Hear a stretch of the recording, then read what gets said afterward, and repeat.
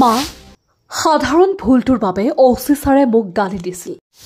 অচি ছাৰে মোক বেয়া বেয়া কথাৰে ভয় ভাবুকিও দিছিল। ছাৰক মই কৈছিলো ডেলিভাৰীবোৰ সোনকালে দিব লাগে, মোক যাবলৈ দিয়ক।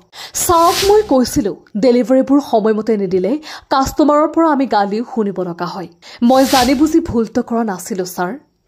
বাধ্যত পৰিহে ভুলটো কৰিবলগীয়া হ'ল, মোক ক্ষমা কৰি দিয়ক। কিন্তু ছাৰে মোৰ কথাবোৰ বুজিবলৈ একেবাৰে চেষ্টা নকৰিলে। মা মোৰ ডিঙিত ধৰি ছাৰে মোক স্কুটিৰ পৰা নামিবলৈ দিছিল। মই লগে লগে নামি দিছিলো, কিন্তু ছাৰে কথাবোৰ নুবুজি হাতেৰে খোচা মাৰিছিল। মা ছাৰে মোক বেয়া বেয়া কথাৰে গালিও পাৰিছিল, কিন্তু মোৰ চিন্তা হৈ আছিল মই কেনেকৈ সোনকালে কাষ্টমাৰক ডেলিভাৰী কৰিব পাৰো।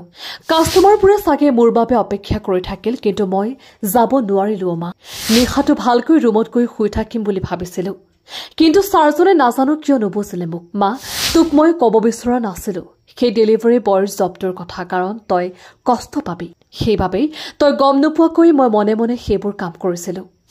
সেইবাবেই মা তই কিন্তু মোক আকৌ বেয়া নাপাবি। আজি মোৰ দৰে হাজাৰজন লোকে ডেলিভাৰী বয় জব কৰি নিজৰ নিজৰ ঘৰখন চলাই আছে। তাৰে কোনোবাই নিশাৰ এসাঁজ ভাতৰ বাবেই দিনৰ দিনটো পিঠিত বেগটো লৈ ঘূৰি ফুৰিছে। কিবা এটা ভুল হ'ব পাৰে, পাৰিলে আপোনালোকে বুজাই দিব, কিন্তু এনেকৈ মাৰপিট নকৰিব। আমি জানো আপোনালোক এজন এজন আৰক্ষী, আপোনালোকৰ হাতত ক্ষমতা আছে, কিন্তু দৰিদ্ৰৰ ওপৰত এনে অপব্যৱহাৰ নকৰিব। আপোনালোকেও আমাৰ দৰে এজন এজন দৰিদ্ৰ ঘৰৰ পৰা গৈ আৰক্ষী হৈছে।